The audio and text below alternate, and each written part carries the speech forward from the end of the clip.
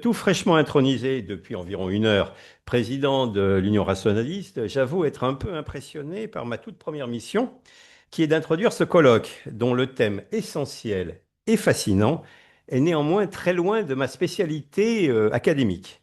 Je suis en effet cosmologue, et le plus souvent, le millier de milliards d'étoiles de notre galaxie et leur cortège de planètes n'est, comme les autres galaxies de l'univers, qu'un point dont j'étudie la répartition à grande échelle.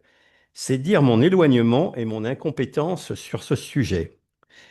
Ma seule réflexion donc est qu'en dépit des milliers de planètes extrasolaires que nous connaissons aujourd'hui, nous sommes encore loin de savoir si la vie existe ailleurs, ou même si elle est commune.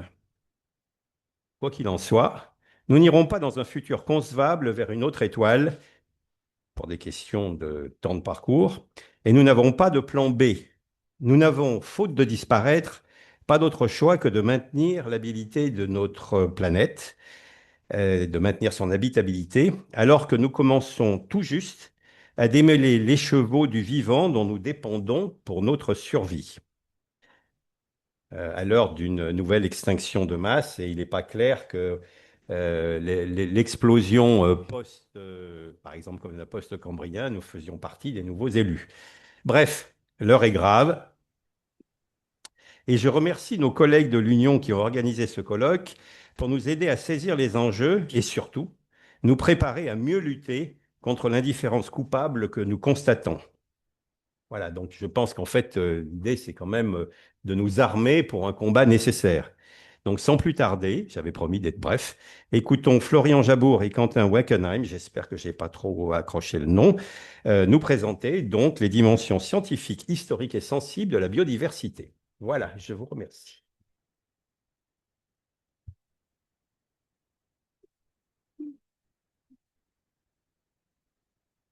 Pour remercier notre président nouvellement élu pour nous avoir fait gagner du temps sur sur l'horaire.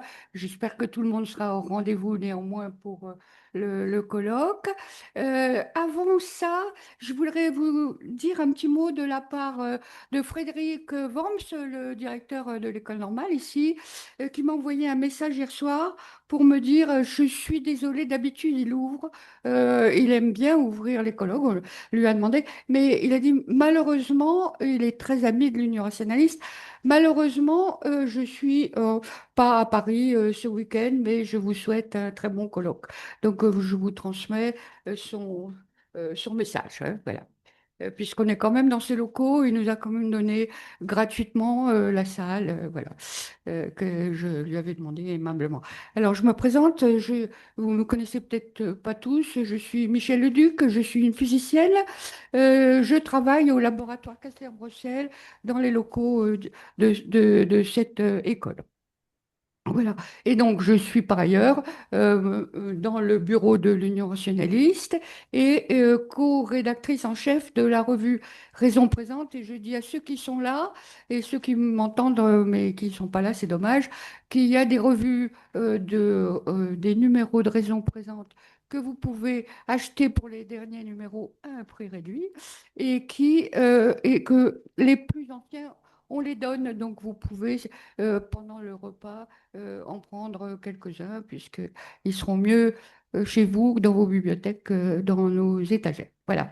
Donc, j'ai le plaisir de présenter maintenant, je vais modérer l'exposé que vous allez entendre, va vous parler de la biodiversité d'un point de vue vraiment scientifique, hein. J'ai compris en discutant avec nos deux invités, pour me mettre au courant de ce qu'ils allaient dire, que en fait, ils vont nous expliquer, non, je ne vais pas faire leur exposé avant eux, mais euh, que c'est quand même la Normal, j'entends biodiversité, rien. il faut savoir de quoi on parle quand on s'apprête à la Très bien. défendre si on sent qu'elle est en danger, hein. Ils sont Et là, j'ai ils compris que causent. c'était c'est une notion très difficile à modéliser, en tout cas pas facile, et c'est leur travail. Et qu'elle représentait un équilibre dynamique, hein. Il y a des espèces qui se créent, d'autres qui disparaissent, et c'est dynamique, et il y a une grande variabilité dans le temps et dans l'espace. Donc ils vont nous parler de ça, et ils vont bien nous convaincre. Je crois qu'il y a une nécessité de bien comprendre, de bien savoir, de bien assimiler les connaissances scientifiques avant éventuellement une étape plus militante dont on entendra parler, je crois, cet après-midi. Mais ils vont faire leur exposé pour nous aider à développer l'esprit critique sur ce sujet. Voilà. Alors, un petit mot pour présenter les deux orateurs. Vous avez Florian Jabour. Donc, ils sont tous les deux dans des laboratoires qui dépendent du Muséum national d'histoire naturelle, hein, qui est au Jardin des Plantes, mais je ne sais pas où si leur labo est là. Ils sont tous les deux donc sous cette même tutelle, et ils nous ont été bien recommandés par nos amis du muséum. Voilà. Alors, donc, Florian Jabour, j'ai compris que vous aviez fait vous avez fait l'école l'agro, hein, oui, voilà, classe prépa l'agro, et que maintenant vous êtes professeur, hein, au muséum, et votre laboratoire s'appelle Institut de systématique, évolution et biodiversité. Voilà. Vous en quelques mots-clés, on peut dire que vous travaillez sur la botanique, sur la morphologie, sur l'évolution, sur la morpho-anatomie. Tout ça, pour moi, ce sont des mots qui ne sont pas toujours très parlants, mais enfin, votre exposé va nous l'exposer. Et vous-même, vous êtes, je crois, un grand spécialiste des plantes. Et même si je crois bien voir des fleurs, hein, non? Alors donc, je pense que ça va être très joli. Voilà. Et vous avez donc d'autres responsabilités. Vous êtes membre du conseil d'administration du muséum, donc membre permanent, et vous êtes non seulement un enseignant, mais vous êtes aussi responsable des collections, hein, de paléobotanique. Oui, voilà. Bon, je ne vais pas parler trop longtemps.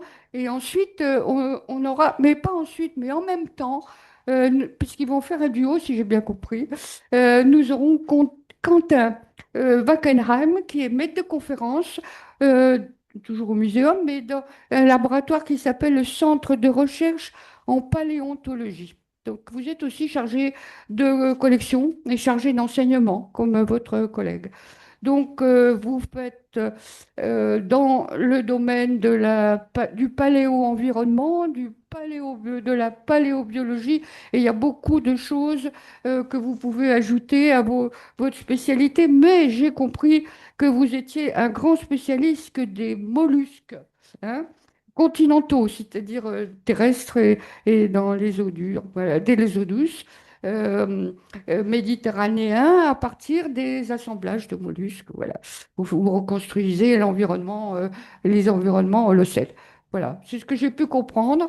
Donc, je sais que vous avez un magnifique PowerPoint très illustré. Vous avez donc une heure, mais pas plus, hein, pour nous le présenter en duo, parce qu'après ça, ça sera trop court pour laisser la parole à la salle et puis un petit temps pour le déjeuner. Donc, à vous. Moi, je vais me mettre là pour regarder le PowerPoint.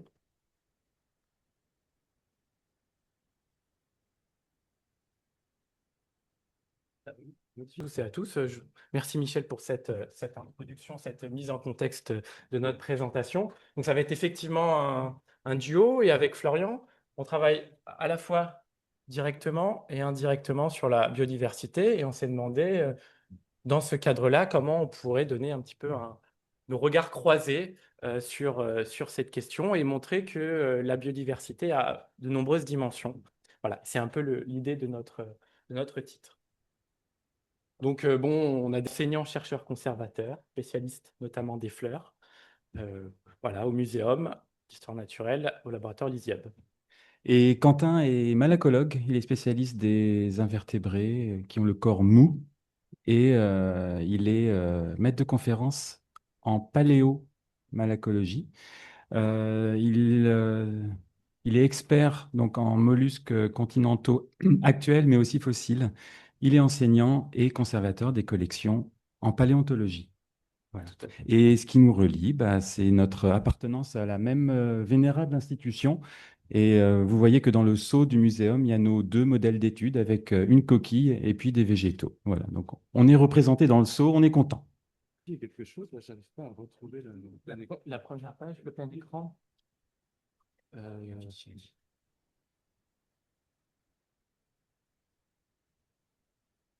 Alors, pour commencer, on vous a amené un petit manifeste du muséum. Ce sont des petits livrets édités tous les ans au muséum sur un sujet qui fait l'actualité.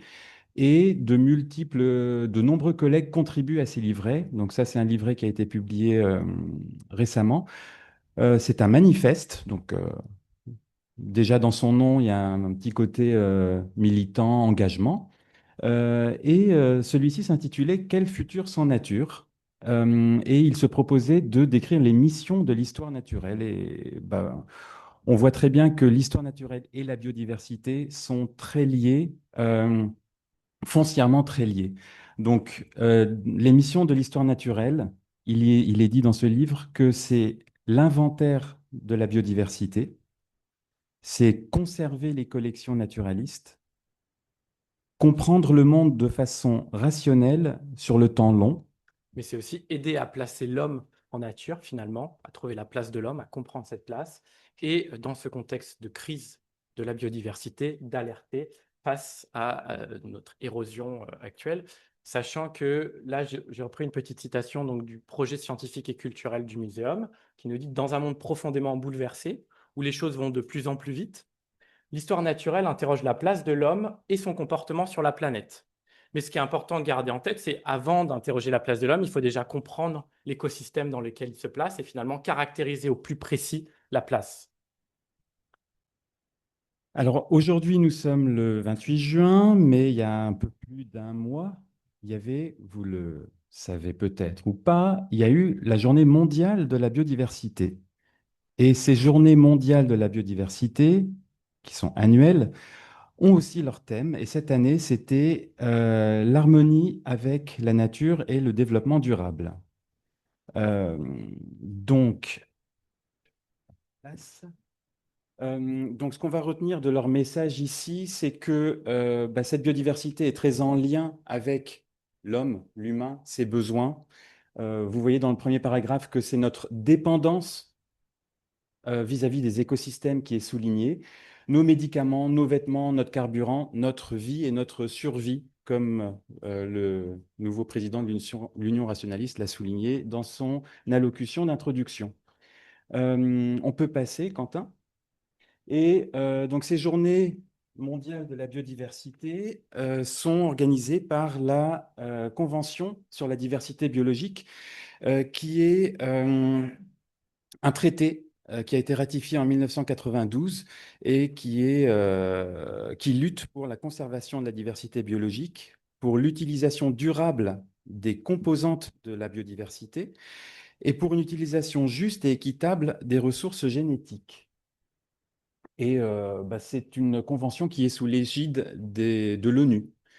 Et depuis sa création, cette convention sur la diversité biologique, de nombreuses journées de la biodiversité ont eu lieu.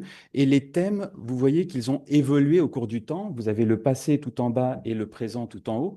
Et nous soulignerons uniquement quelques journées. Par exemple, en 2005, la biodiversité, c'est une assurance vie pour nous. Encore une fois, c'est très humain centré, anthropocentré.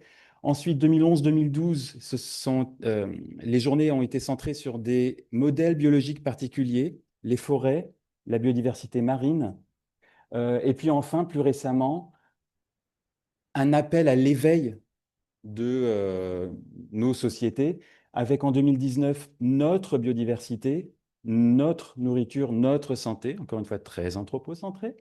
Et en 2021, nous sommes une partie de la solution. Bon, nous sommes une partie du problème, mais nous devons réaliser que nous sommes aussi une partie de la solution. Euh, alors, comme nous l'avons déjà dit dans la diapo précédente, la biodiversité est indispensable à notre vie et à notre survie. Bon, aujourd'hui, il fait très chaud et certains vont en souffrir aujourd'hui, donc c'est probablement une conséquence des activités humaines ces dernières décennies et siècles, une conséquence de l'impact de ces activités sur les écosystèmes. Donc la biodiversité assure notre nourriture, la pollinisation des cultures, les insectes sont indispensables pour la pollinisation des cultures. La biodiversité végétale et animale est indispensable pour la formation, la fertilisation et la prévention de l'érosion des sols. Elle est indispensable pour notre santé.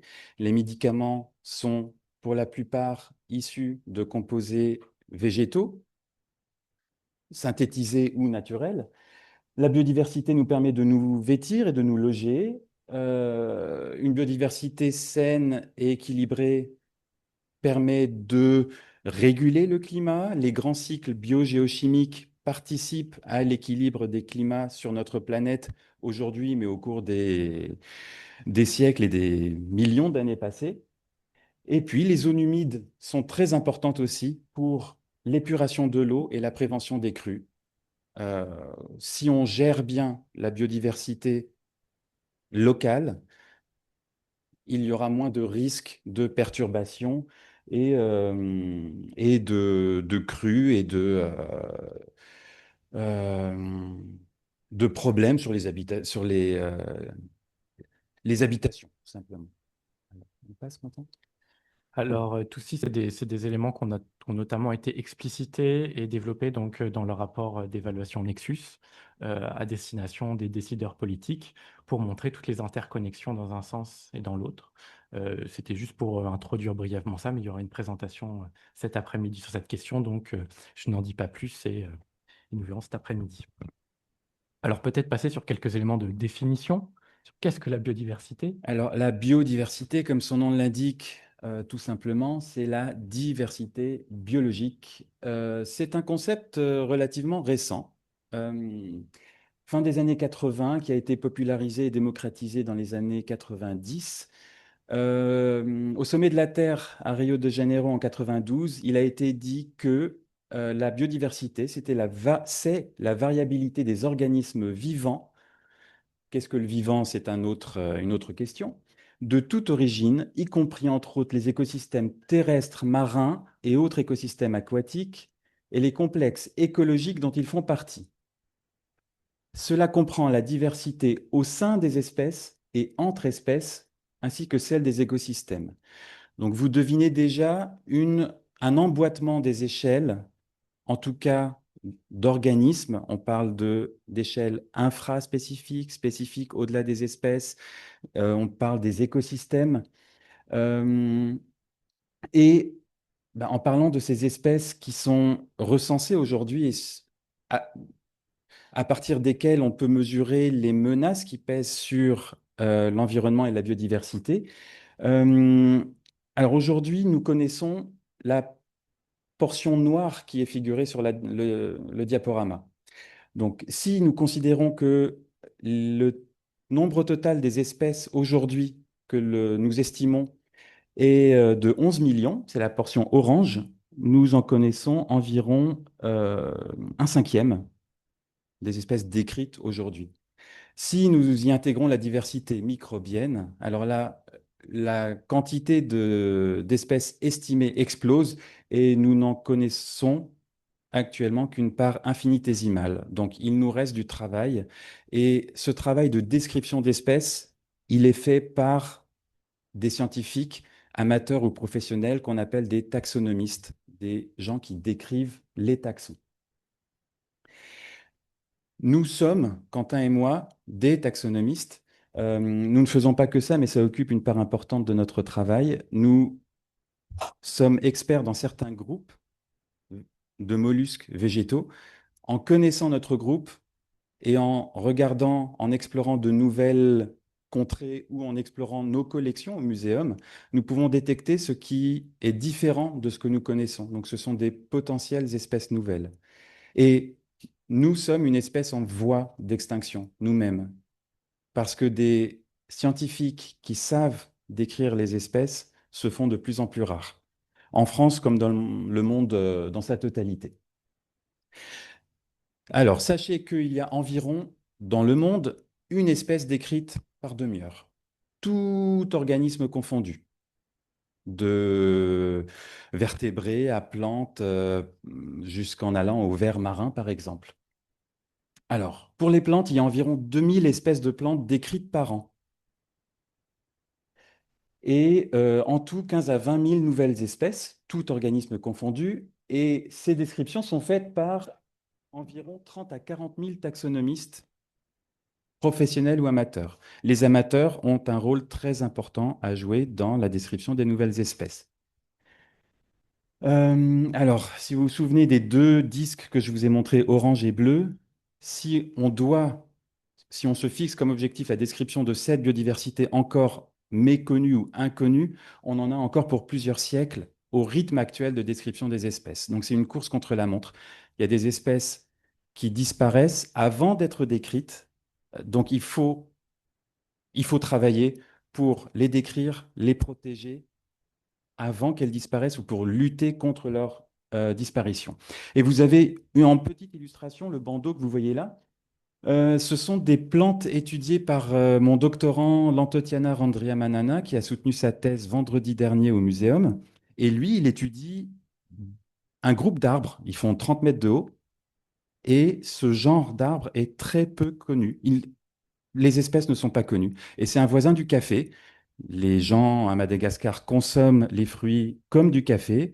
Les arbres sont monumentaux, mais on ne sait pas combien il y a d'espèces, comment elles se nomment, quels noms sont synonymes.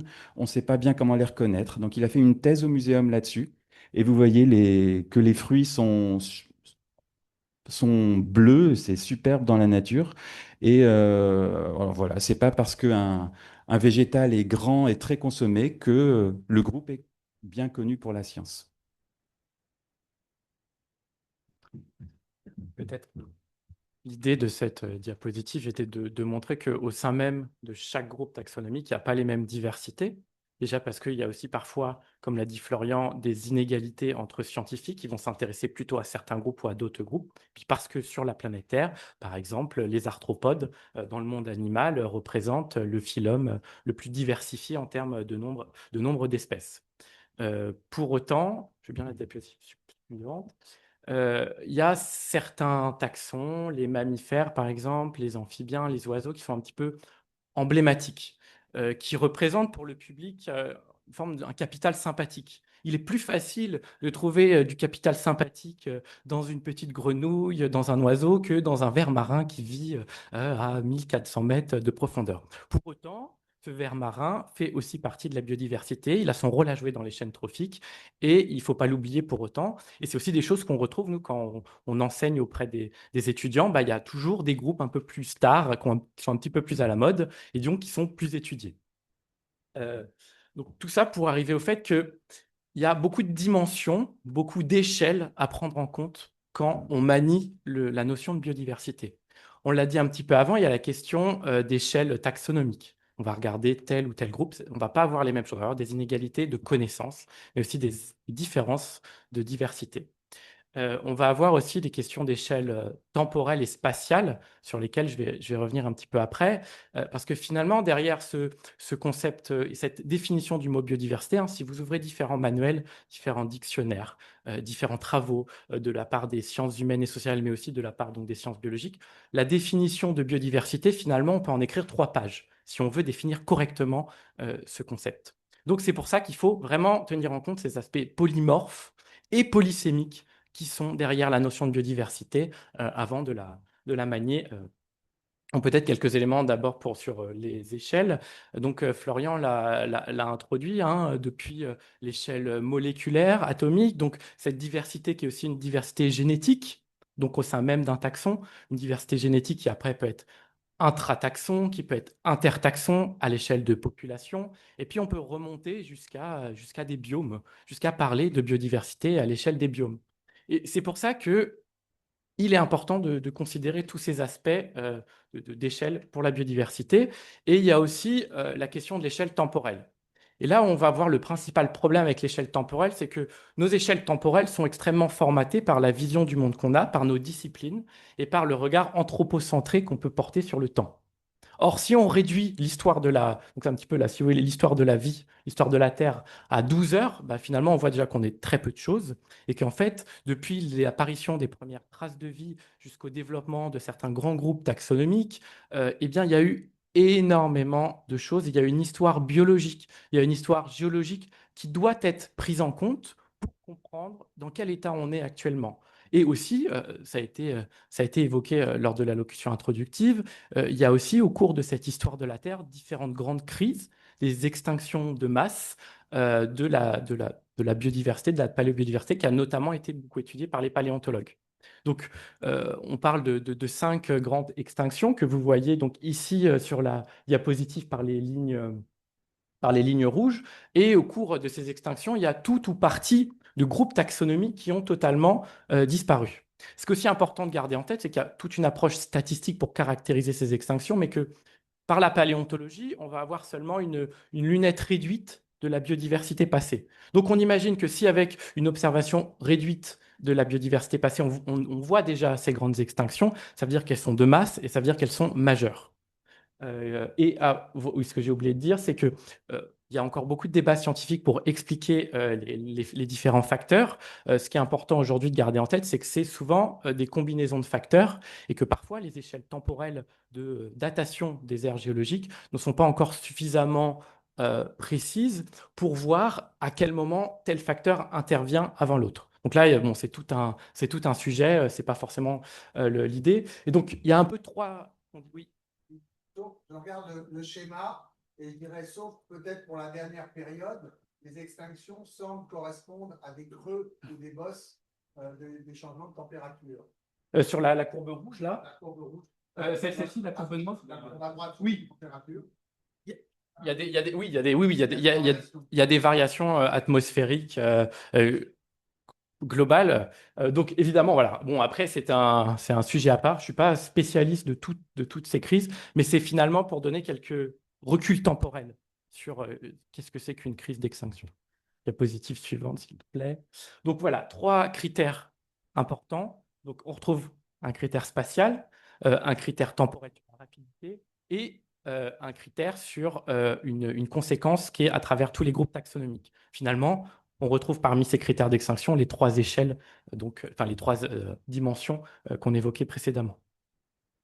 Alors, il y a aussi une diversité géographique qui, en fonction aujourd'hui de la disposition du relief, la disposition des climats, de la biodiversité, qui fait que certaines zones peuvent être plus diversifiées que d'autres.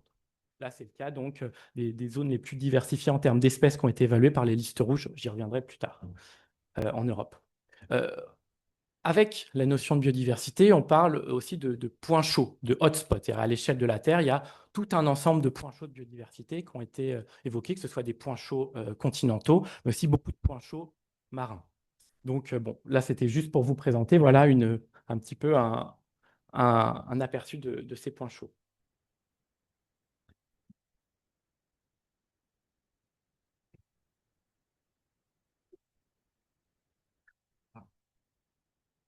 On fait une petite pause technique. Peut-être vous pouvez nous dire pendant la pause, qu'est-ce que vous appelez décrire? Qu'est-ce que ça veut dire, une description? Est-ce que c'est avoir le génome? À quel niveau on s'arrête? À partir de quand une espèce est décrite? Une espèce ou un. Je commence par la définition. Alors, décrire une espèce, c'est réunir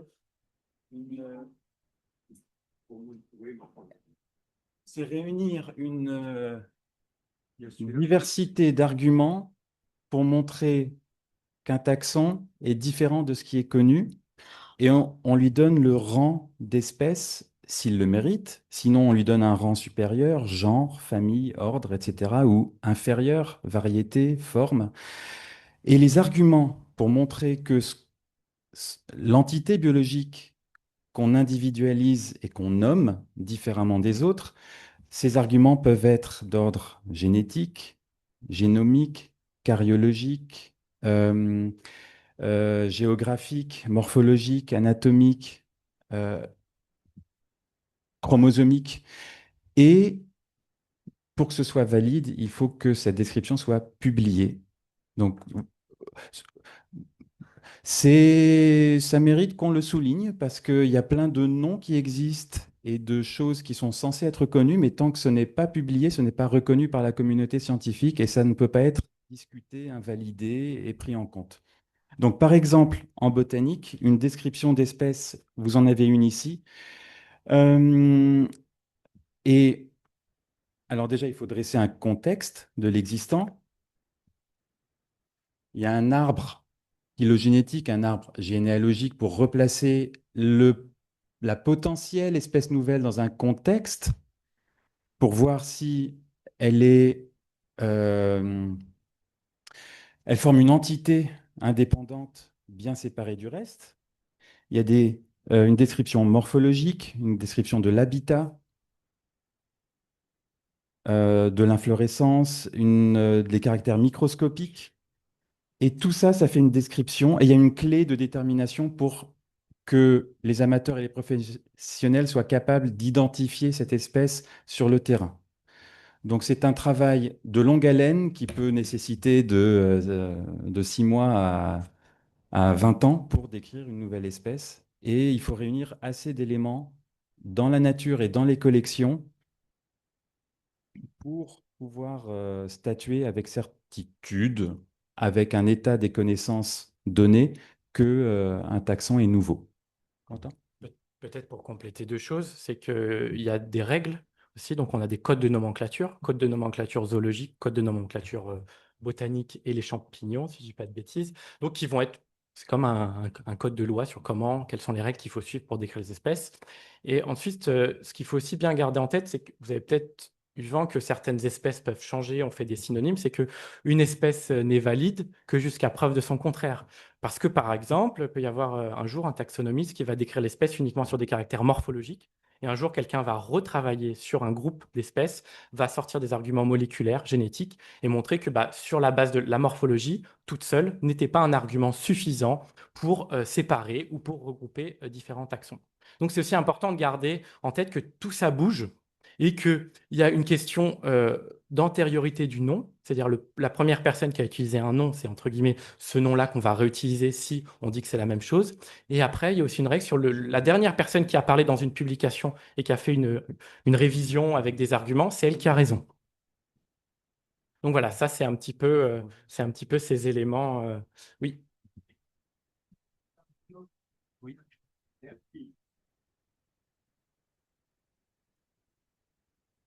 Euh,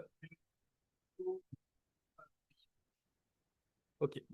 Alors, on va, on va définir les biomes en fait comme des très très grands ensembles. Donc, on est au-delà de l'échelle de l'écosystème. On va dire des très très grands ensembles biogéographiques qui vont regrouper des grandes zones, à la fois un climat et un type de faune. Par exemple, le biome euh, tropical. Biome arctique, etc. Et ensuite, les points chauds de biodiversité, c'est-à-dire qu'on va se rendre compte que dans une zone donnée du globe, on va avoir une très forte diversité intertaxon, donc qui peut être vertébré, invertébré, plantes. Donc voilà, ça c'était aussi, je pense que peut-être d'autres pourront compléter dans la présentation, c'est pour insister sur la nécessité de protéger certains espaces qui sont beaucoup plus sensibles, puisqu'il y a une plus grande part de biodiversité. On fonctionne toujours pareil, avec les mêmes boîtes imbriquées les unes dans les autres. Ce sont des rangs.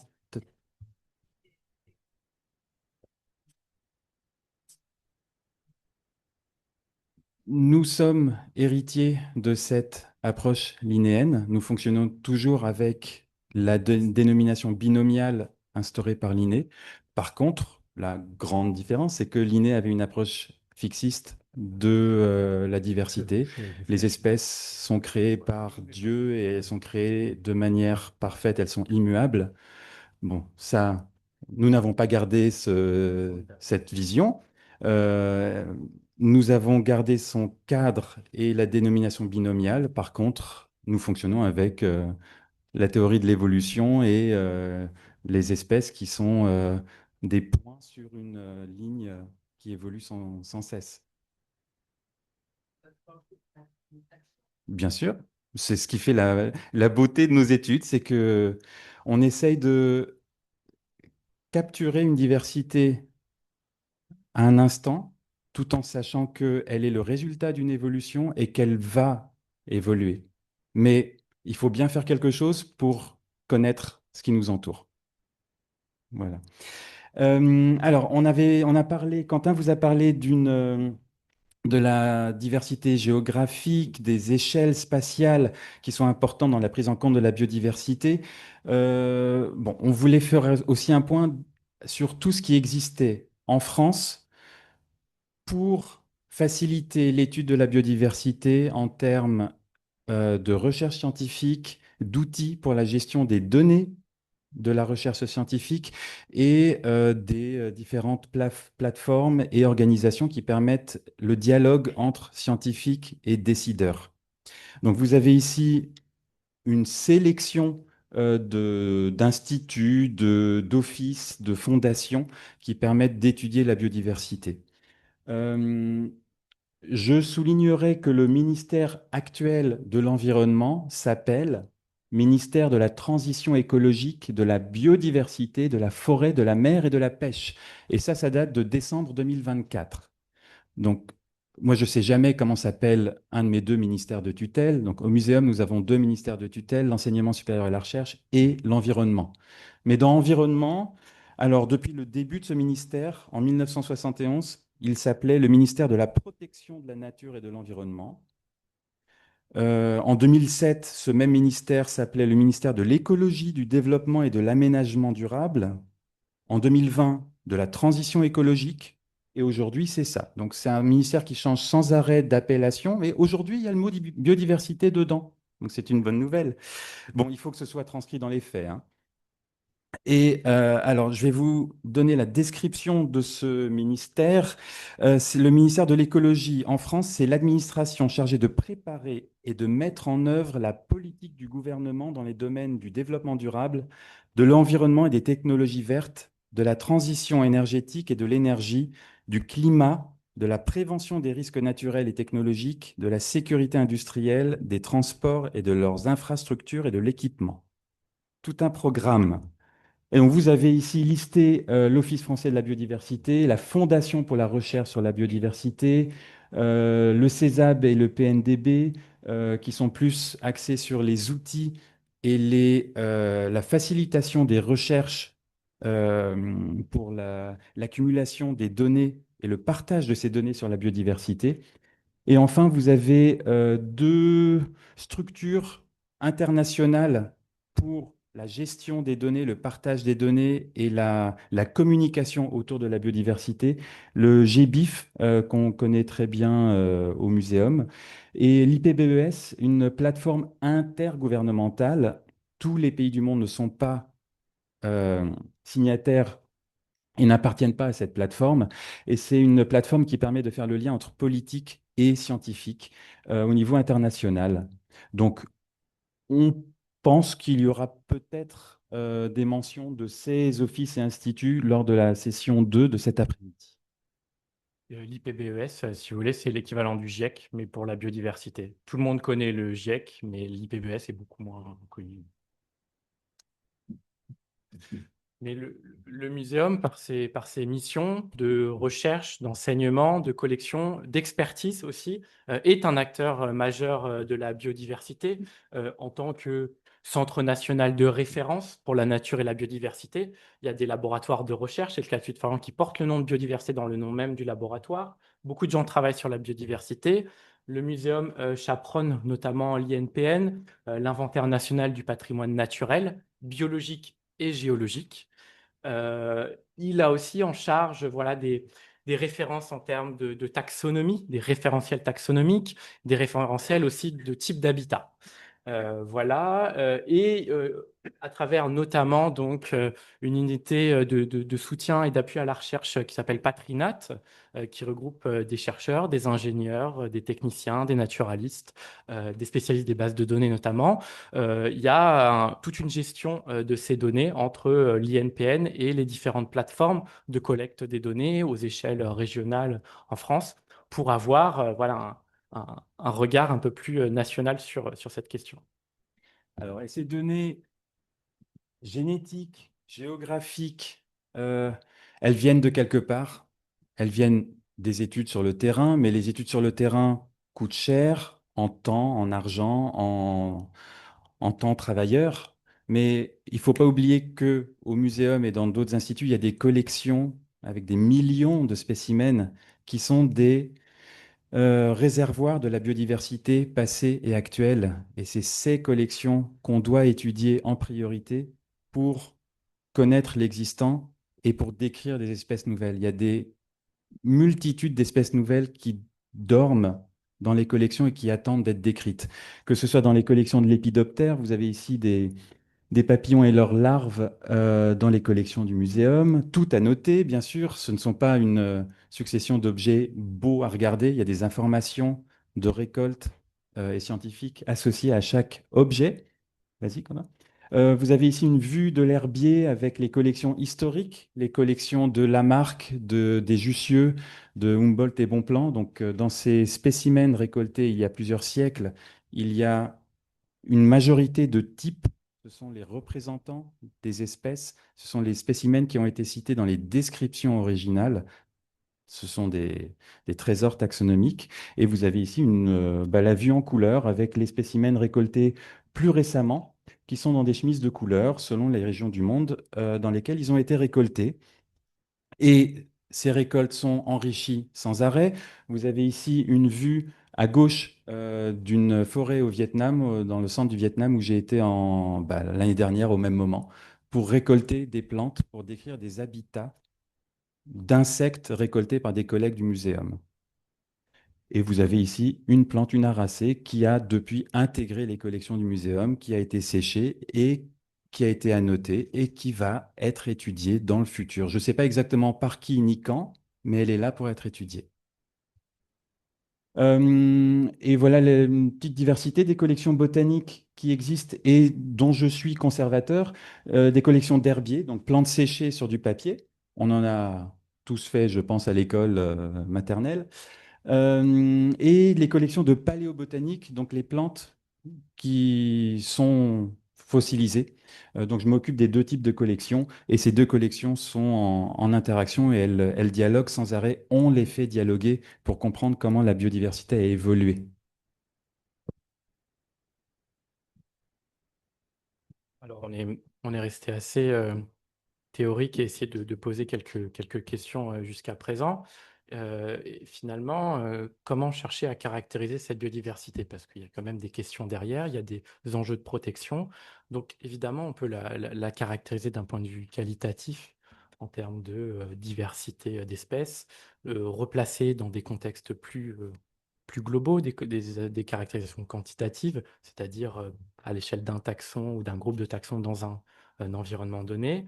Mais ce qui est important de garder en tête, c'est que pour comprendre la nature, pour comprendre cette biodiversité, on va mettre devant nos yeux des grilles. Alors, on va argumenter ces grilles.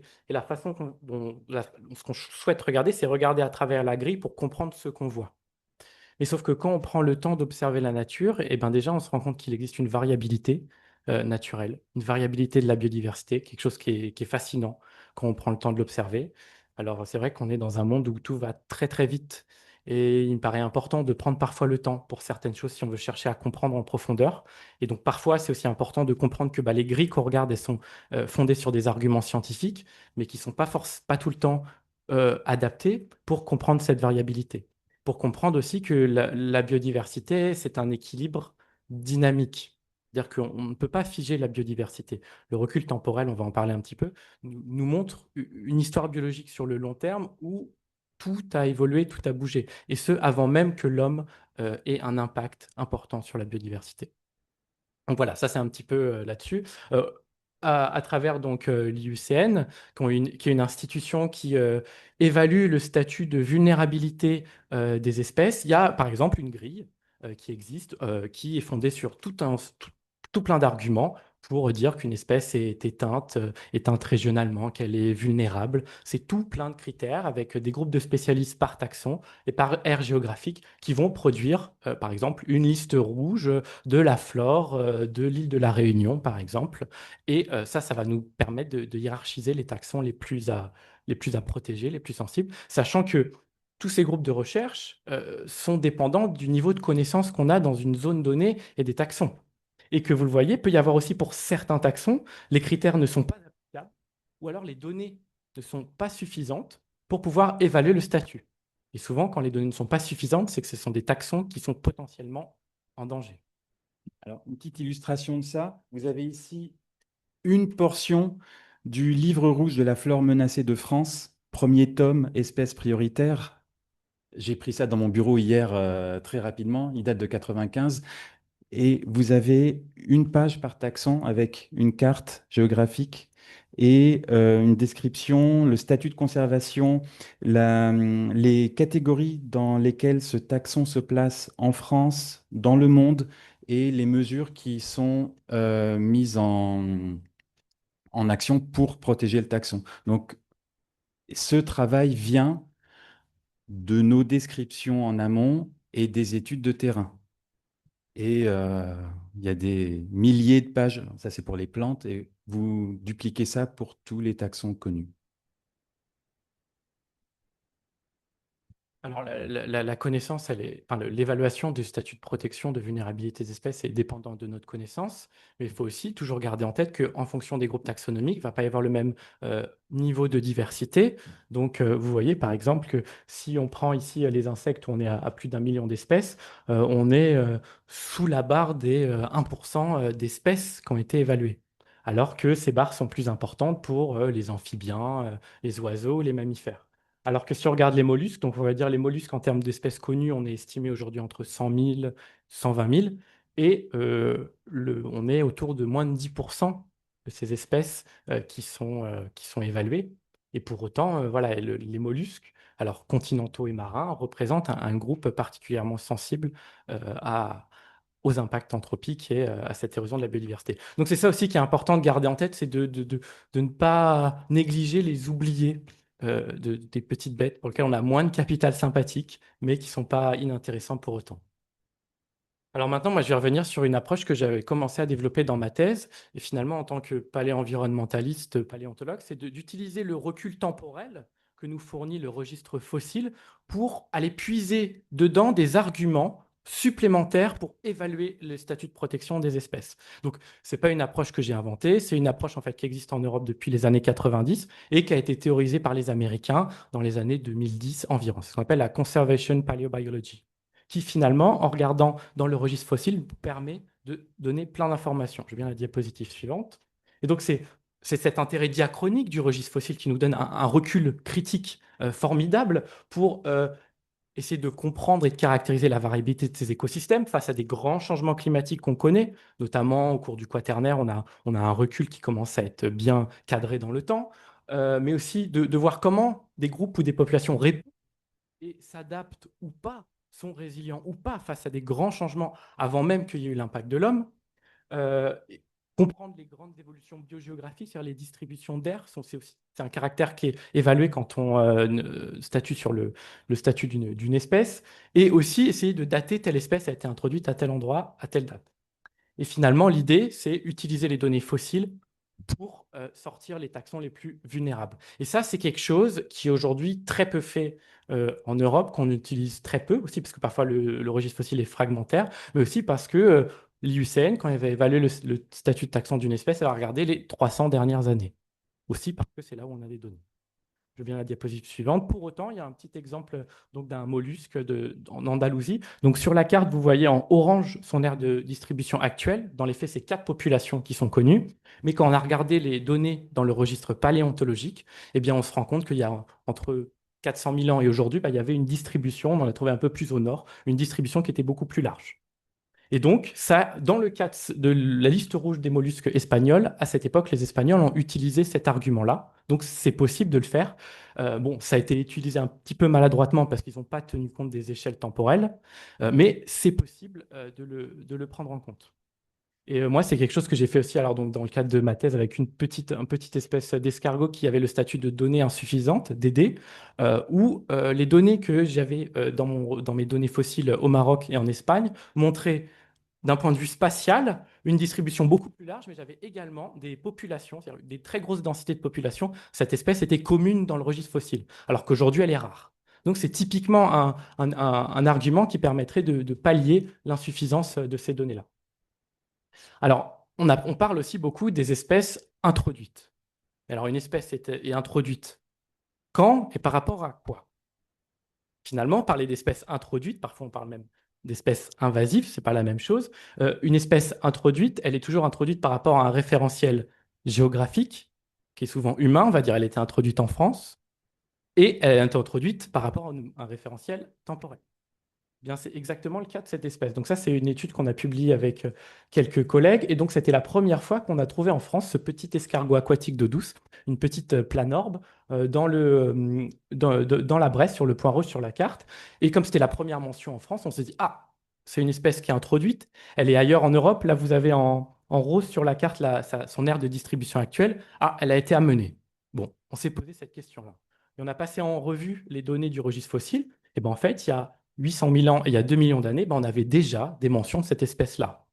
Mais sauf que ce petit planorbe, il n'en a pas grand-chose à faire de nos frontières, de la France et des frontières de l'Europe. Lui réfléchit en termes de tolérance écologique, en termes de grande aire de répartition. Donc finalement, cette espèce, elle est introduite en fonction du référentiel géographique et temporel qu'on va utiliser. C'est pour ça que finalement, avant de manier certains concepts qui sont très importants dans la protection de la biodiversité, il faut avoir ce petit recul critique là-dessus. Alors, un autre exemple on est en Île-de-France. Donc, moi, j'ai grandi à Montreuil, à côté du parc des Beaumont, qui est un espace Natura 2000, là, vous voyez, sur la Flèche, qui est une ancienne carrière de gypse à ciel ouvert, qui a été réhabilitée en partie et avec lesquelles il y a tout un suivi des faunes et des flores. Voilà une vue, donc on a un parc un petit peu qui est niché dans un tissu urbain qui est très fort de la Seine-Saint-Denis. Je veux bien la diapositive suivante. Et donc c'est une étude de cas qui me tient cher parce que ça a été un peu la première publication que j'ai faite moi quand j'étais en licence à l'époque, où j'ai étudié les escargots qui vivaient dans ce parc. Et quand on regarde, on a 45 espèces. Alors c'est super, on peut dire il y a plein d'espèces. Mais si je regarde les tolérances écologiques de toutes ces espèces, ce sont des espèces qui sont très tolérantes. Donc, qui peuvent s'adapter à différentes variables. Donc, finalement, si je veux évaluer le statut de protection, bah, c'est régionalement pas des espèces qui sont intéressantes pour les protéger. Pour autant, si on replace ces espèces dans un contexte de parc urbain, un petit peu de havre de paix de biodiversité, eh ben, dans ce contexte-là, elles vont avoir une potentialité de protection. Il va y avoir des enjeux pour les protéger. Et par ailleurs, dans ce parc, on a 7 espèces d'amphibiens. Il y a des suivis naturalistes, pour les oiseaux, pour les mammifères. Il y a énormément d'inventaires. Donc finalement, même si on est dans un tissu urbain qu'on pourrait qualifier de très dégradé, eh bien, on peut replacer cette faune et cette flore comme très intéressante et diversifiée pour la Seine-Saint-Denis. Donc une fois encore, là, on se place dans notre référentiel géographique urbain. Et ce n'est pas pour autant que cette biodiversité, elle n'est pas intéressante.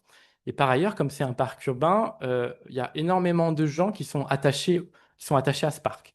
Et il y a tout un comité de scientifiques duquel je fais partie, et dès qu'on va changer quelque chose dans la gestion raisonnée du parc, on a des retours des utilisateurs du parc qui nous demandent pourquoi, et il y a tout un dialogue. Donc finalement, derrière cette biodiversité, il y a aussi une dimension affective de la part des gens qui sont attachés à cet espace naturel, et j'insiste sur les guillemets, au sein d'un tissu urbain.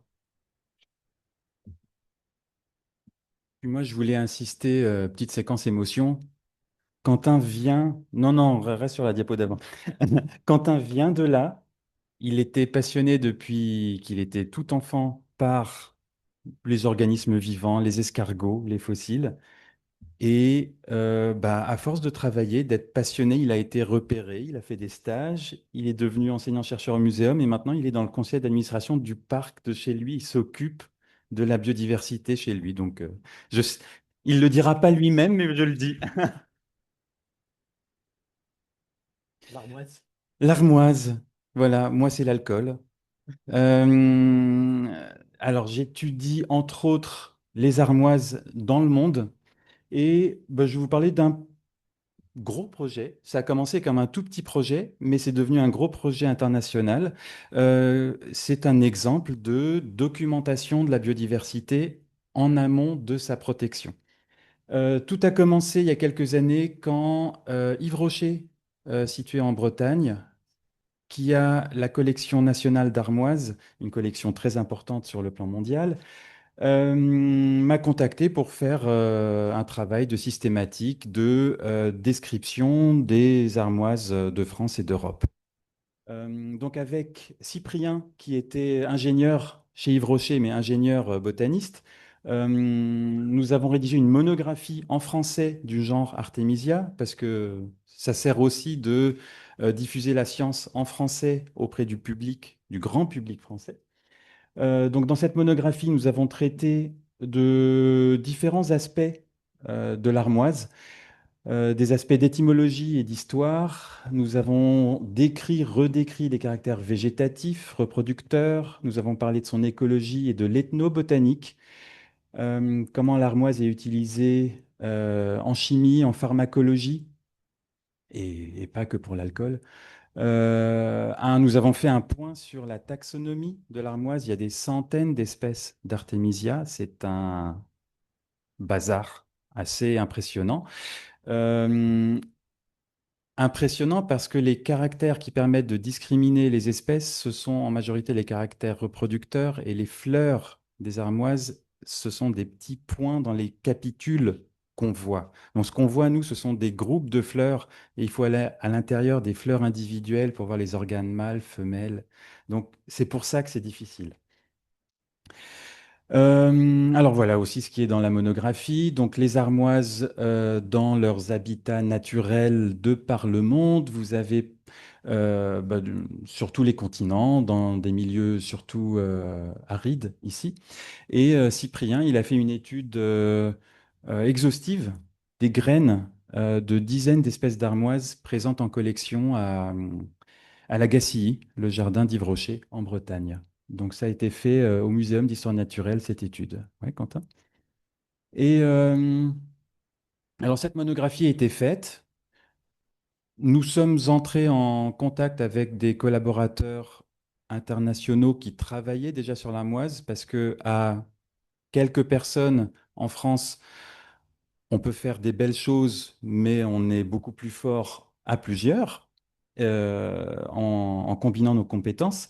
Donc nous nous sommes mis de mèche avec des scientifiques de Chine, d'Espagne, de Belgique, de Russie, du Japon, pour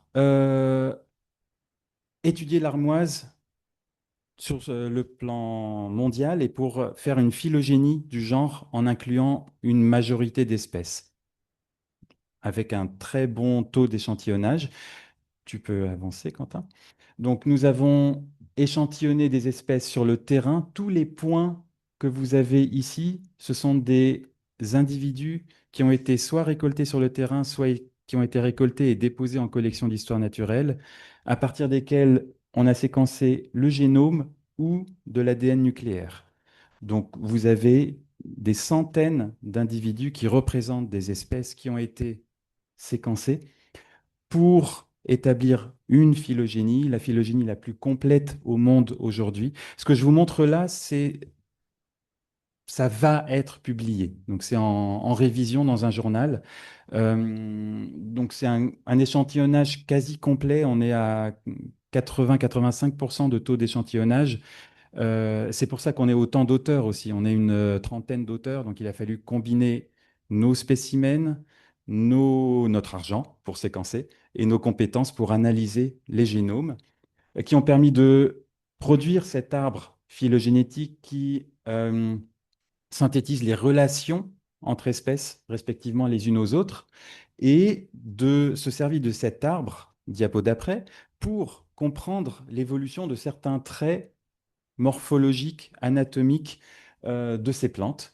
Donc vous avez une vision synthétique de l'arbre à gauche et des carrés allumés ou éteints à droite pour certains traits comme la hauteur de la plante, le type d'inflorescence, le type de feuille et les connaissances qu'on a en morphologie, en anatomie, en palynologie sont réinterprétées grâce au nouveau cadre phylogénétique que l'on a pu produire euh, en, en collaborant. Voilà. Donc, ça, c'est une des histoires que je peux vous raconter. Quentin vous a parlé des escargots. Au muséum, on a un peu chacun notre spécialité, notre étiquette qu'on porte sur notre front. Il y a Monsieur Girafe, Madame Chauve-souris, Madame Araignée. Mais quand on se met ensemble, ben, on peut raconter l'histoire évolutive d'écosystèmes ou de relations, d'interactions entre plantes champignons, entre plantes pollinisateurs. Les pollinisateurs peuvent être des insectes, des petits mammifères, euh, entre plantes et herbivores. Lui, il étudie les organismes qui mangent mes organismes. Donc, on a plein de sujets d'études potentiels. Il suffit de s'y mettre, quoi, et d'être imaginatif. Voilà.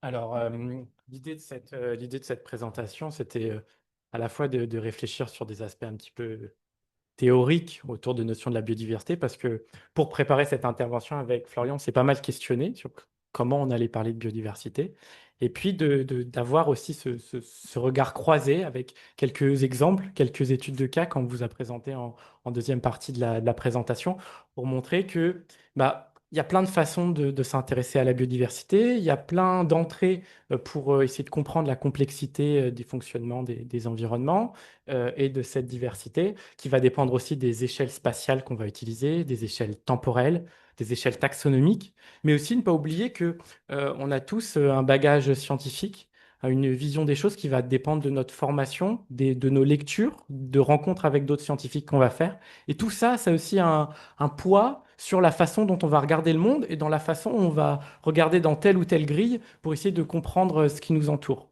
Donc c'est aussi important, je l'ai déjà dit, de prendre le temps.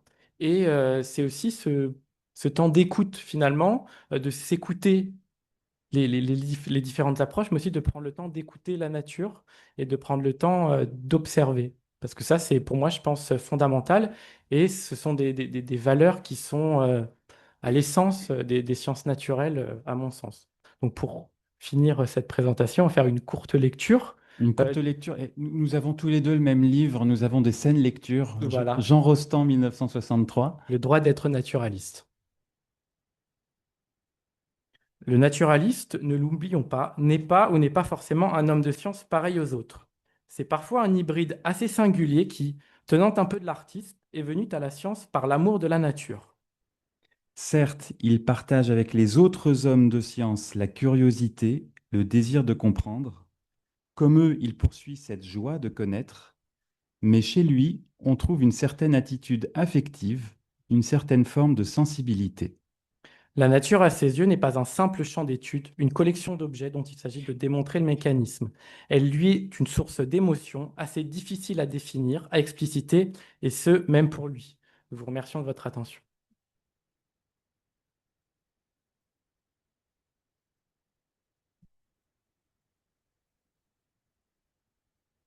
Prendre place avec vous pour donner la parole à la salle. Donc, vous nous avez vraiment passionnés avec votre exposé si joliment illustré. Vous nous avez bien convaincus que vous étiez des scientifiques un peu particuliers, toutes des vrais scientifiques, mais que vous aviez une passion pour ce que vous faites, que vous nous avez tout à fait transmise dans votre exposé. Et donc, on va maintenant donner la parole à la salle. Je pense que beaucoup ont de questions à vous poser. Moi, je vais peut-être poser la première, puisque j'ai le privilège de donner la parole. Je suis quand même surprise de ne pas vous avoir entendu prononcer le mot anthropocène. Le mot, parce que on a fait quand même beaucoup de colloques à l'Union rationaliste sur les questions de climat, d'énergie, bien sûr, mais de climat beaucoup. Et dans les climatologues, on en a dans la salle, parlent toujours de l'Anthropocène et du fait que ben, l'homme est quand même en train depuis quelque temps, de détruire, de contribuer à la destruction du climat. Et vous avez parlé des stades d'extinction depuis très longtemps, mais si j'ai bien compris, dans le bout de votre graphique, il y a quand même des extinctions qui sont liées aux humains. Donc, est-ce que vous pourriez commenter sur cette question? Alors, merci pour cette question. Je pense que nombre d'entre vous ont lu sur ces questions d'Anthropocène. Il y a eu énormément d'encre qui a coulé. Déjà parce qu'il y a eu une réception du terme Anthropocène comme ère géologique de la part des communautés géologiques qui a été totalement refusée parce qu'on ne pouvait pas, sur la base des définitions des subdivisions des aires géologiques, utiliser les arguments pour définir l'Anthropocène comme une ère géologique. Donc il y a eu une première phase de débat sur ce côté ère géologique. Par ailleurs, il y a aussi des gens qui ont commencé à écrire que l'Anthropocène n'était pas une ère géologique, mais un grand événement, et de réfléchir en termes événementiels. Ça, c'est toujours des géologues, des quaternaristes qui ont écrit ça. C'est vrai qu'on ne l'a pas présenté dans la présentation. Euh, Moi, je pense qu'il faut être extrêmement prudent avec l'emploi de ce terme, donc qui a été publié dans les années 2000, en 2002 dans la revue Nature par Paul Crutzen et un autre chimiste dont j'ai oublié le nom, parce que c'est un terme qui a été extrêmement repris par les médias. Et on entendait tout le monde dire parfois tout et n'importe quoi. C'était un petit peu la boîte où on mettait beaucoup, beaucoup de choses. Et or, on se rend bien compte qu'il y a un débat terminologique au sein même de la communauté scientifique sur comment définir l'Anthropocène, comme un événement, comme quelque chose qui est manifeste, qu'on ne peut pas nier, mais on ne peut pas le faire rentrer dans la division de l'histoire géologique. Donc c'est pour ça que moi, je trouve la question sur l'Anthropocène est glissante. Et j'insiste sur le fait que je ne remets pas en cause l'impact de l'homme et la généralisation des impacts des sociétés humaines sur la biodiversité, sur le fonctionnement du climat. Mais je pense qu'il faut être prudent parce que je pense qu'on n'a pas encore un recul nécessaire pour trouver un consensus scientifique sur la façon de définir l'Anthropocène. Donc, j'ai sciemment choisi de ne pas l'aborder. Mais il faut savoir que si vous discutez avec des géologues ou des paléontologues, ça va être des communautés qui ont beaucoup de mal avec ce terme. Quand on discute avec des sociologues, des philosophes, c'est une notion qui est définie, qui est admise. Quand on discute avec des climatologues, c'est aussi une notion qui est employée. Donc, une fois encore, je pense, c'est important de définir les mots parce qu'il y a un poids derrière sur la façon dont ils vont être utilisés dans la société. Et enfin, on pourrait faire un congrès entier, il y en a eu déjà un certain nombre. Vous pouvez lire le livre de Michel Magny sur l'Anthropocène, qui, je trouve, fait un très bon état des lieux sur les différents impacts climatiques ou pas, et donne une vision aussi un petit peu humaniste à la fin pour montrer que on essaye de comprendre le monde, mais on a aussi besoin d'un recul. Donc, je ne sais pas si ça répond à la question parce que c'est une question un peu piège, hein. Donc, voilà. C'est moi-même, parce que je pense que peut-être d'autres se la posent dans la situation, mais je pense que c'est une réponse tout à fait valable. Oui, tu veux Comme j'ai le micro, je vais m'en servir. C'était pour rebondir sur cette histoire de définition. Vous avez dit, dans une des diapos du début, vous avez présenté les extinctions, les 5 extinctions de masse. Et vous avez dit, pour les définir, il faut les qualifier de rapides. Mais et qu'est-ce que ça voulait dire, hein? Parce que c'était des graphiques en centaines de millions d'années, enfin en dizaines de millions d'années. Qu'est-ce que ça veut dire une extinction rapide pour vous? Alors là, c'est une question un petit peu difficile parce qu'on ne va pas avoir la même résolution chronologique en fonction des périodes. Si on regarde les extinctions pendant l'ère primaire, ça ne va pas être les mêmes temporalités. Donc, en fait, la rapidité, elle va être calculée par rapport au registre fossile, au taux de sédimentation. et à ce qu'on connaît de ce côté-là. Donc, euh, c'est des critères qui sont utilisés. Moi, j'avoue que je connais pas assez bien les principales, les quatre, ces quatre crises, les quatre premières crises pour définir En la fait, rapidité. bon, il y avait une deuxième question qui était cachée dans celle-là, c'est que, en fait, moi, j'ai quand même l'impression, quand on regarde ça, c'est que ce qu'on vit à l'heure actuelle, si on l'appelle sixième extinction, ça va être beaucoup plus rapide que ce qu'on voit là, quoi. Oui, oui, oui, absolument. On est sur une échelle qui est. C'est pas du tout la même échelle, en fait. Non.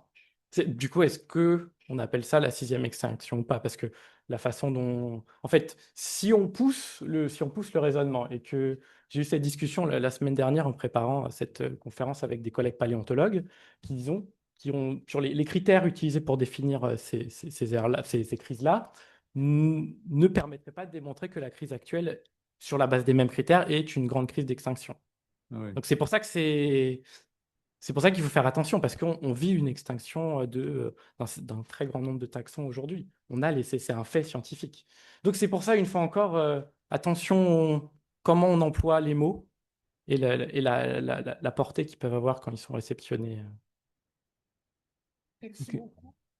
Oui, attendez, je vais passer la parole à la salle, mais ça serait bien si quand vous posez une question, vous vous présentiez. Oui, tout à fait. Bonsoir, Ahmad. Je voulais intervenir relativement au problème évoqué de l'Anthropocène. Il s'agit d'un néologisme, il y a beaucoup de débats. La crise enfin, disons, l'effondrement de la biodiversité actuelle en fait partie. Mais il ne faut pas oublier qu'il y a eu un très grand précurseur au concept d'Anthropocène, c'est Vernadsky, qui en 1925 a publié un ouvrage d'abord en russe puis en français, La biosphère. Vernadsky était un chimiste et dans son ouvrage, il insistait sur le fait que il n'a pas utilisé le terme d'air, il insistait sur le fait qu'à l'heure actuelle, dans le monde actuel, l'impact de l'espèce humaine sur l'ensemble de l'environnement planétaire était tel que l'homme maintenant a présenté des modifications des flux et des quantités de matière pour chaque type de cycle géochimique que dans certains cas, l'action humaine dépassait par en conséquence l'ampleur des flux et des quantités mises en jeu naturelles. Donc, au-delà des affaires purement biologiques, il y a un concept qui est encore plus important parce que quand on pense à l'échelle planétaire, que l'espèce humaine maintenant modifie les cycles biogéochimiques au point qu'on joue à la roulette russe avec les cycles biogéochimiques, exemple, la crise climatique, qui était annoncée depuis très longtemps. C'était la fin du 19e siècle. Merci. Merci François, je signale que François Ramad nous parlera dans la session 3 cet après-midi donc de la préservation de la biodiversité, une ardente obligation de l'humanité. Et je voulais juste rebondir là-dessus, c'est que il y a aussi un géologue dans les années 45, en fait, qui a déjà aussi théorisé ça sur les questions des cycles sédimentaires. Et dans un rapport de 1962, il parle d'anthropogène. Donc il y a déjà des réflexions voilà, qui sont présentes avant. Au-delà des discussions sémantiques, j'aimerais vous entendre parler sur le fait que des extinctions, il y en a déjà eu. À chaque fois, quand on regarde sur ce diagramme, il y a un rebond. Le nombre d'espèces réaugmente. Ce n'est simplement pas les mêmes. Donc, qu'est-ce qu'on peut dire aujourd'hui? Est-ce qu'on peut s'attendre à ce que tout simplement, indépendamment de notre présence à nous, finalement, la planète se débrouille très très bien sans nous? Mais est-ce que la question véritable que je vous pose, c'est est-ce que le changement d'échelle de temps, de masse, etc., permet de dire qu'en fait, on est dans une situation nouvelle, radicalement nouvelle ou pas? Parce que c'est vraiment ça, parce que sinon, finalement, c'est business as usual, quoi. Donc, sur une échelle de quelques centaines de millions d'années. Donc, pouvez-vous nous en parler un peu plus? Là, on a un consensus sur le fait que la vitesse d'extinction aujourd'hui est beaucoup plus importante euh, que ce qu'on peut voir dans le passé. Donc, Une période de rebond sera aussi, elle aussi très rapide. Dit autrement, quand on arrête de l'ennuyer, est-ce que la nature ne rebondit pas très vite? Qu'est-ce que vous pouvez dire? Je peux dire que est-ce que c'est une raison pour continuer de faire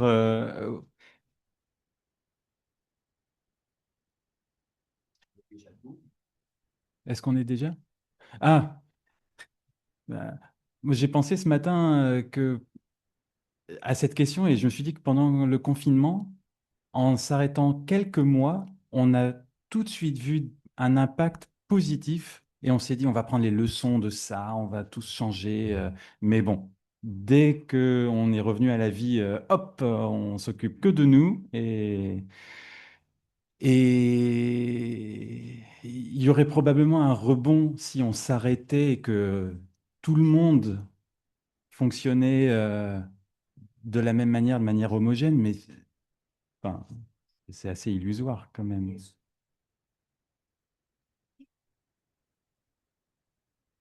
Ce genre-là, où depuis 6 ans, la dame qui a racheté cette ferme de 6 hectares a arraché la vigne et laisse, a créé de nouveaux espaces. Et la biodiversité s'est réexplosée avec des espèces dont on n'avait jamais, que l'on avait vues depuis des dizaines d'années, etc. Est-ce que vous travaillez avec des gens comme ça, avec des initiatives, des gens qui mènent des initiatives de ce genre? Moi, je peux donner un exemple sur la gestion du parc des Beaumont, où en fait, il y a tout un plan de fauche, parce qu'il y a certains espaces ouverts qui doivent être gardés, espaces ouverts pour favoriser une certaine flore. Et on a mis au point, avec donc le Est Ensemble, qui s'occupe du parc, un plan de fauche différentiel, et avec aussi, il y a une espèce de fauche, si vous voulez, en laissant des îlots à certains endroits, même si on conserve les espaces naturels, pour essayer des petits refuges. Et aussi, mais toute la difficulté, là, ça a été un cas très très concret, c'est que faucher à une certaine période, ça va être très bien pour les lépidoptères, ça va être moins bien pour les orchidées. Et là, du coup, on doit parfois arbitrer, trouver des compromis entre les différents groupes. Mais ça, c'est des plans raisonnés qui sont adaptés dans beaucoup de gestion d'espaces naturels.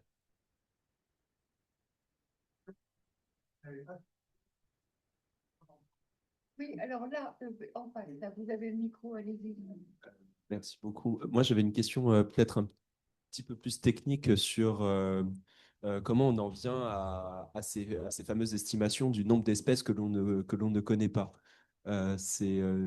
J'imagine, à partir de modélisation statistique, mais du coup, si c'est le cas, c'est quoi les paramètres qu'on prend en compte en fait pour arriver à ce genre d'estimation?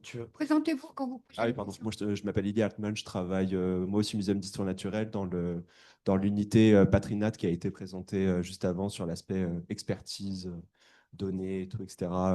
Voilà. Donc, pas côté recherche, mais côté expertise, du coup. Alors, je ne sais pas exactement comment ces estimations sont produites, mais elles sont fournies par groupe taxonomique et je pense que les experts dans chacun de leurs groupes, euh, grâce au rythme de description et à leur connaissance de la biodiversité encore à décrire présente en collection et le rythme de description et de découverte d'espèces potentiellement nouvelles indique sur ce qui reste à décrire. Il n'y a pas de ralentissement qui est noté et au contraire, à chaque nouvelle mission, on découvre des nouvelles choses et peut-être de plus en plus. Donc ça, dans chaque groupe, et vous plaquez là-dessus des modèles mathématiques probabilistes, je pense qu'on arrive à des estimations. Ça, on a pris ça de la bibliographie et les chiffres sont très différents selon les méthodes, les publications. Donc là, on vous a mis un petit peu peut-être pas deux extrêmes, mais deux visions différentes. Une vision où on voit encore ce ce qu'on décrit et une vision où ce qu'on connaît est quasiment microscopique par rapport à ce qui reste à décrire, si on a une vision très large du vivant. Et moi, je trouve formidable que vous puissiez quantifier ce que vous ne savez pas. Mais j'arrive. Bon, on va passer la parole. Il y a d'autres. David, quel a le micro? David, Et puis oui. moi, juste, je rebond sur ce point-là. Dans les espèces qu'on connaît tout de même un peu mieux, à savoir les mammifères, est-ce que la vitesse d'extinction est différente de celle d'autres espèces ou pas? Parce qu'on a l'impression que la vitesse d'extinction chez les mammifères, apparemment, c'est peut-être juste simplement parce qu'on sait ce qui disparaît. Il y a moins d'espèces déjà. Oui, il y a 6000. Oui. Donc c'est sûr qu'on peut le quantifier plus facilement et que je pense que nous, sur les vitesses d'extinction d'autres groupes, bah, on a cette limite de la non-connaissance qui fait que je pense que c'est aussi plus difficile de caractériser cette vitesse chez d'autres groupes. Et puis là, on est face à un groupe très connu que tout le monde, qui évoque quelque chose à tout le monde. Donc, c'est très facile d'en parler, c'est très facile de le protéger. Euh, c'est beaucoup plus facile de protéger le panda que de protéger une blatte horrible qui nous fait peur. Alors que les services écosystémiques des insectes ou des vers de terre sont très importants aussi. Oui. Alors, David. David Kella, donc économiste à l'Université d'Angers. J'avais deux questions. Est-ce que vous pouvez revenir sur la diapositive des extinctions? Parce que j'ai été très surpris de constater que finalement, en fait, la biodiversité a beaucoup augmenté. Alors, j'ai compris qu'il s'agit des familles marines, hein, donc ce n'est pas l'ensemble de la biodiversité, mais je suis quand même assez étonné de voir cette courbe qui croît sans discontinuer depuis 200 millions d'années. Alors que finalement, dans le Carbonifère, finalement, on avait 2 fois moins de biodiversité qu'aujourd'hui, hein, si j'en crois les échelles. Donc, voilà, donc ça m'a étonné. Est-ce que c'est lié à la diversité climatique? Parce que peut-être qu'il y a plus de diversité de climat aujourd'hui qu'à l'époque. Ça, c'était ma première question. Puis, une remarque aussi, quand on parle de brutalité des extinctions, je pense que la météorite du Yucatan, elle a dû être très, très brutale au niveau des extinctions, peut-être plus que ce que nous on fait, hein. Donc, dire qu'on ne peut pas comparer, la météorite, ça a dû quand même être très, très violent, quoi. Et puis, ma question, c'est que vous n'avez pas vraiment développé, de mon sens, puisque ça va être la question qui va nous concerner toute la journée, des causes l'effondrement de la biodiversité aujourd'hui. J'en vois 4. Alors, vous allez peut-être me dire lesquelles sont les plus importantes, mais évidemment, les déchets, la pollution, les pesticides qui causent une baisse de la biodiversité. Il y a le climat, le réchauffement climatique, qui peut aussi être cause, je pense, de disparition de la biodiversité. J'ai dit 4, mais en fait, j'en ai 3. La troisième, c'est la disparition des environnements naturels. Et de votre point de vue, quelle serait, et du coup, sur quoi faudrait faire porter l'effort, quelle serait la menace la plus importante? Intuitivement, j'ai envie de dire que c'est sans doute la disparition des espaces naturels, mais peut-être que vous allez me détromper. Tu es bien préparé pour le débat final du colloque, hein. Restez Je, juste. je pose la question exprès, parce que je Mais dois bon, prendre des notes encore. Alors, pour la première question, il y a le fait qu'on connaît moins bien le registre fossile des périodes plus anciennes. Donc déjà, il y a un premier biais de connaissance qui doit être pris en compte quand on regarde cette courbe qui est aussi au nombre de familles, donc uniquement du monde marin, puisqu'on a beaucoup plus de taxons dans le monde marin qui vont être conservés après dans le registre fossile. Et donc ça, c'est une courbe des années... alors ça, c'est une courbe qui a été faite dans les années 70, donc qui déjà commence à dater aussi un petit peu. Celle-ci, en fait. C'est une courbe que tout le monde reprend, tout le monde utilise. Ça, c'est dans un ouvrage grand public assez synthétique. Donc, il y a eu aussi depuis cette courbe qui était parlante, qui a permis de mettre en avant en fait les 5 grandes extinctions. C'est ces travaux-là que ça provient. Bon, on a eu beaucoup de connaissances depuis, mais néanmoins, ça reste la courbe voilà, qu'on utilise. Cette courbe n'a pas de barre d'erreur et donc on est un peu perdu sur ce qu'on peut observer. C'est une. Comme toute autre courbe sans barre d'erreur.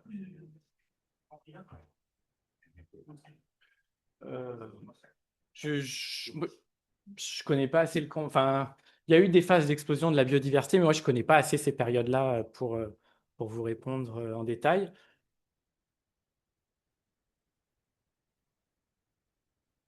On va essayer de prendre 3 questions rapides encore parce qu'il y en a plusieurs dans la salle.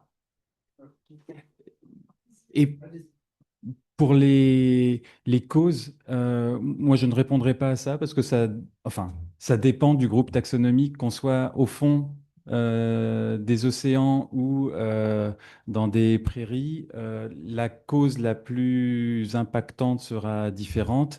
Si vous vous intéressez à un groupe qui est endémique d'un habitat et s'il y a une entreprise qui vient faire une exploitation minière de l'habitat et détruit tout, c'est sûr que l'endémique va disparaître. Donc c'est taxon dépendant, c'est dépendant des exigences écologiques de taxon. Et je suis sûr qu'il y a des études qui sont faites sur les invertébrés, sur les insectes et l'impact des pratiques agricoles sur les insectes. Mais je ne pourrais pas vous dire la solution miracle de c'est ça la cause la plus importante et donc c'est sur ça qu'on va travailler. Oui. Non, mais attends, là, le monsieur qui a demandé depuis très longtemps, là, juste au troisième rang, là. Allez-y, monsieur. Comment ça? Vous parlez en micro. Et dites qui vous êtes. Vous pouvez pas. Il faut le micro. Il faut le micro pour les gens, pas pour les gens de la salle. On est d'accord. Je vis. D'accord. Alors moi, c'est pas des questions, mais moi j'attire votre attention. C'est-à-dire que moi, je vis. Vous êtes qui? Fred Brûlé, j'habite Pléchâtel, entre Rennes et Nantes. Je suis un campagnard de base. Je ne suis pas un citadin. J'ai été dans des villes, mais je suis chez moi. J'habite là où je suis né. Et j'ai vu l'évolution. J'ai vu le remembrement des terres dans les années 70. Et donc la disparition des arbres, des pommiers, des haies. Voilà. Et il y a quelques années, j'ai planté, quand je dis j'ai, c'est une bande de copines et copains, on a planté 220 feuillus. Et dans ce cadre-là, il y avait 7 types de feuillus, je n'ai plus en tête, mais il y avait des chênes Cécile, il y avait des châtaigniers, La question. des houes, La question. des noisetiers, etc., etc. Et là, j'ai vu arriver, on a vu arriver d'abord les cerfs et les biches. On a mis du grillage. Après, les gens qui travaillent, qui font les 3-8, les sangliers, les vers de terre, 8 heures chaque nuit, ils arrivent. J'ai mis du barbelé à la base et ça a dissuadé. Il n'empêche, sur le terrain qui fait quelques hectares où il y a des étangs, etc., eh bien, on a la visite des sangliers. Il y a quelques semaines, on en a tué une quinzaine. Société de chasse, etc. Donc, il y a il y a une arrivée des sangliers. Il y a aussi une arrivée du végétal dans les prairies qui ne sont plus exploitées. Je connais des terres agricoles qui ne sont pas exploitées pour différentes raisons. La prairie est transformée, devenue un bosquet, etc., etc. Je m'arrête. Voilà. Un commentaire? Un petit commentaire, il y a des recherches très actives à l'INRAE sur l'effet positif des haies dans les paysages. Et voilà, les haies sont importantes. Ce sont des corridors de circulation d'insectes entre différents patchs de végétaux. Voilà. Oui. Monsieur, là. Alors, bonjour à tous, Monsieur Chao, je suis fonctionnaire aujourd'hui, je suis ancien chimiste, donc voilà, je regarde le monde, on va dire, curieusement, et encore une fois, bravo pour cette conférence très intéressante et cet exposé brillant. Alors moi, j'ai 2 questions d'œil curieux. La première question, c'est traditionnellement, enfin, en tout cas de ce que je connais, on décrit les espèces en les regardant, puis en voyant ensuite scientifiquement à quoi on peut les rattacher ou quels sont les traits finalement qui les rapprochent. Est-ce que vous me confirmez que le chemin inverse se fait aussi? C'est-à-dire, est-ce qu'il y a une prévisibilité de ce à quoi ressemble une espèce à partir de traits que vous mettez en commun ou qui sont allumés ou éteints? Justement, je voyais les travaux à venir, à publier de l'équipe de Florian Jabour. Et deuxième question, Euh, Côté chose pour faciliter finalement le travail des équipes de recherche, il y a l'intelligence artificielle qui existe depuis le milieu des années 50 à peu près. Il y a eu des âges d'or dans les années 60, 80. Est-ce qu'aujourd'hui, dans vos équipes respectives, cette intelligence artificielle vous aide ou peut vous aider à continuer à caractériser justement cette biodiversité qui est l'objet de votre exposé? Voilà, merci beaucoup. L'intelligence artificielle, oui, nous avons pris le train en route, on s'y est mis, même si pour moi, par exemple, c'est plus dur que pour mes doctorants qui ont 25 ans et qui baignent dedans, et moi, il me faut du temps pour que ça monte au cerveau. Mais très pratiquement, ça nous aide quand on a des centaines de milliers de spécimens d'un groupe donné à analyser.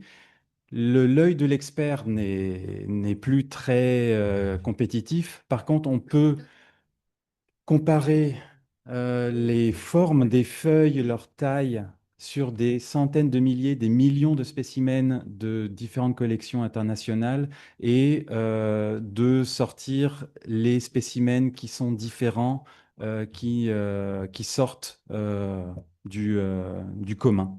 Donc oui, ça nous aide pour repérer des candidats à taxon nouveau. Et puis, Il y a l'intelligence artificielle, elle va être aussi utilisée pour de la reconnaissance automatisée parfois. Donc, c'est développé sur certains micro-organismes. Il y a des programmes pour les pollens, par exemple, pour les pollens actuels ou fossiles, pour les algues, les diatomées, ça, je sais que ça existe aussi. Nous, par exemple, au laboratoire de paléontologie, quand on travaille sur des micro-organismes, on a besoin de trier énormément de sédiments pour les récupérer et puis pour faire des analyses identifiées. Et on va acquérir donc une machine qui a été développée par le CEREG, un laboratoire de géosciences à Aix, qui va trier automatiquement le sédiment. Donc pour essayer de gagner du temps sur l'acquisition des données. Donc, et on est aussi pas mal en questionnement sur comment utiliser correctement l'intelligence artificielle en taxonomie pour ne pas perdre aussi nos compétences en taxonomie. Parce que c'est pas tout d'utiliser l'intelligence artificielle maintenant, c'est de réfléchir sur 2 générations. C'est-à-dire que si après on ne forme plus de taxonomistes, si on ne forme plus de gens qui sont capables de reconnaître morphologiquement des taxons, eh bien dans 2 générations, dans quelle situation sera la taxonomie? Et c'est ça qu'il faut essayer de garder en tête. Oui, et puis faites attention aux fausses publications scientifiques qui vont être générées par l'intelligence artificielle. Il y en a déjà, Je- légion. Bon, ça, c'est un autre problème. Mais enfin, bref. C'est bon? Ok. Enfin, c'était passionnant avant. Non, j'ai une petite question Qui êtes-vous je suis Patrick Giraudot, je suis professeur d'écologie à l'université Marie et Louis Pasteur, ex-université de Franche-Comté. Alors, oui, j'avais une question à vous poser sur comment dire, le bilan que vous faites de la biodiversité en tant que description d'espèces ou description de taxons, peu importe le niveau, et, à mettre en écho aux réflexions qu'on a eues avant. Mais oui, mais pour protéger une espèce, comment on va faire? Vous nous citez le fait d'avoir à faucher à certaines périodes ou pas à d'autres. Et finalement, pour que la biodiversité puisse se développer, il faut certainement avoir une diversité de processus. Et la biodiversité, c'est le résultat, mais les processus, c'est quelque part le moteur. Et est-ce que vous avez une réflexion au muséum ou ailleurs d'ailleurs sur comment protéger des processus, ou en tout cas comment favoriser des processus qui à un moment donné maximisent la biodiversité? Et donc on n'est plus dans l'inventaire, mais dans la projection sur le futur, là. Ça, c'est un petit peu compliqué. On peut protéger des habitats. Il y a tout ce qui va être arrêté de protection d'habitat, où ça va être une fois encore un peu la conséquence de certains processus. Mais d'un point de vue réglementaire, je pense je pense aux zones humides, à la protection des zones humides, où on va essayer de considérer à l'échelle du bassin versant une zone humide pour voir, c'est pas uniquement le périmètre de la zone humide qui est à prendre en compte dans la protection, mais aussi les différents flux, les apports d'eau. Donc ça, c'est des choses qui régionalement peuvent être prises en compte, mais je pense que ça dépend aussi des régions en France, parce qu'il n'y a pas il y a parfois pas les mêmes directives dans toutes les DRIAT sur ces questions-là. puisqu'il n'y a pas de, moi, à ma connaissance, il n'y a pas beaucoup d'aspects réglementaires sur les processus. Et au muséum, il y a un laboratoire qui s'occupe d'écologie et de sciences de de la conservation. C'est le CESCO. Donc, eux, ils s'occupent plutôt d'écologie, des processus, des interactions, des liens. Et nous, on s'occupe plutôt de décrire les objets qui sont les acteurs dans ces jeux de rôle, quoi.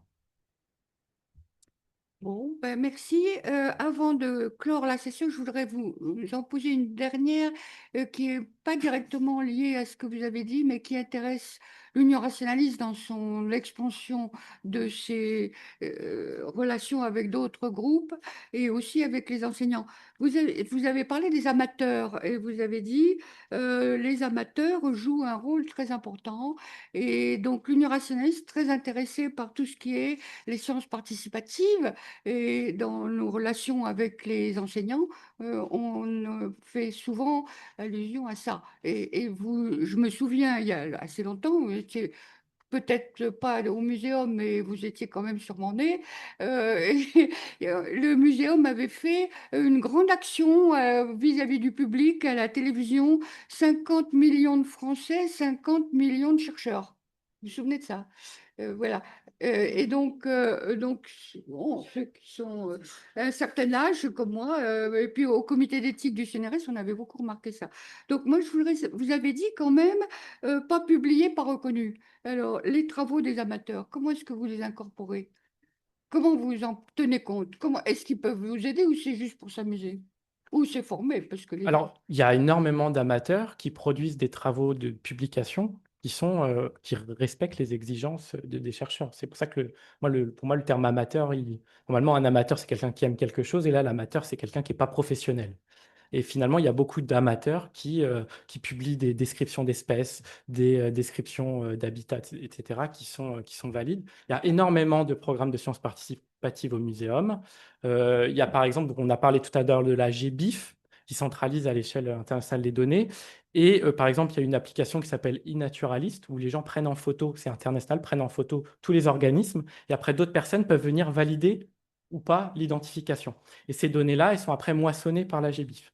Le muséum a développé également sa propre application où les identifications sont validées par des taxonomistes du muséum. Et après, ces données-là sont rebalancées dans la base de données INPN.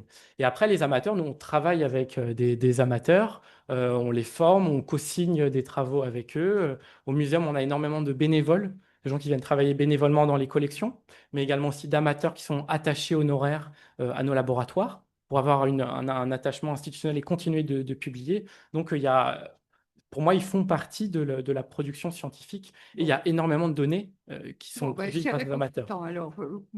Merci beaucoup.